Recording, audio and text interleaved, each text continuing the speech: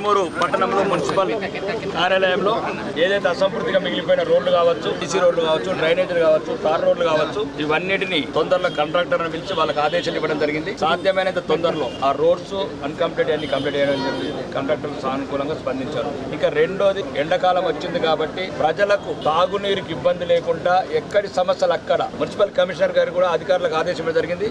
ఎక్కడైతే లిమిట్స్ తగ్గించుకొని ఎంటదెంట immediate street lights కావచ్చు, డ్రింకింగ్ వాటర్ కావచ్చు, ఎక్కడ కూడా ఇబ్బంది రావచ్చు అని చెప్పాము. ఇంకా ఆక్రమణలు అక్కడక్కడ మా దృష్టికి వచ్చినాయి. పోలీస్ అధికారులకు, మున్సిపల్ అధికారులకు సమన్వయం చేసుకొని అక్రమాలను అరికట్టమని చెప్పినాము.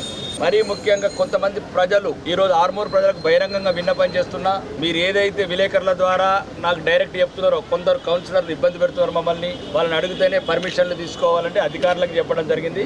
ఏదైతే ప్లానింగ్ ప్రకారం, ఆర్డర్స్ ప్రకారం ఉన్నదో చిల్లర్లకు చెప్పే అవసరం లేదు, ఎమ్మెల్యేకి చెప్పే అవసరం లేదు, ముఖ్యమంత్రికి చెప్పే అవసరం లేదు. భారతదేశంలో భారతీయులుగా మీకు అన్ని హక్కులు ఉన్నాయి. ఇది ప్రత్యేకంగా చెప్తున్న ఆర్మూరు ప్రజలకు, దయచేసి మీరు అన్ని పర్ఫెక్ట్ ఉంటే ఏ డైరెక్ట్ అధికారుల దగ్గరికి రండి.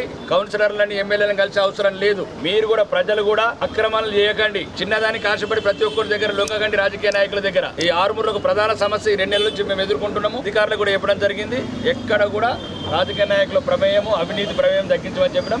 ఆర్మూరు ప్రజలు చింతగా, నిర్భయంగా ఉన్నారో, ప్రశాంతతగా ఉన్నారో, అదే ప్రశాంత నుండి ఎక్కడన్నా అవినీతి వస్తే నాకు డైరెక్ట్ ఫోన్ చేయండి, నేను వస్తాను. మీకు ఎక్కడ అన్యాయం జరగకుండా చూసుకునే బాధ్యత నాది. ముఖ్యంగా కొంతమంది విలేకరులు కూడా చెప్తున్నా మీకు, దయచేసి విలేకరులు కూడా, కొంతమంది విలేకరుల ముసుగులో ప్రజలను ఇబ్బంది పెడుతున్నారు, అధికారులను ఇబ్బంది పెడుతున్నారు. దీనివల్ల మీ విలేకరులు కూడా దయచేసి మీరు ఆలోచించండి. మీరు ఎవరైతే జెన్యూన్ విలేకరులు ఉన్నారో అట్లాంటి కలుపు మొక్కలు నేరేయండి. వాళ్ళే కొంతమంది రాజకీయ నాయకులు పట్టుకొని కొంతమంది విలేకరుల ముసుగులో వాళ్ళని యజమానులను బెదిరించడము, ఆ ఫోటోలు తీయటము, అధికారులకు తీసుకొచ్చి బ్లాక్మెయిల్ చేయటము, ఇవన్నీ జరుగుతున్నాయని ప్రజలను కంప్లైంట్స్ వస్తున్నాయి. ప్రత్యేకంగా విలేకరులకు విన్నవిస్తున్నా నేను, ఎవరైతే జెన్యూన్ విలేకరులు ఉన్నారో మీరు అట్లాంటి కలుపు మొక్కలు నేరేయండి. విలేకరులు కూడా ఏదో బ్లాక్మెయిల్ గురించి చెడ్డ వాళ్ళు చేస్తున్నా మీకు మంచి వాళ్ళకి చెడ్డ పేరు వస్తుంది. కాబట్టి ఆర్మూర్ని కాపాడండి.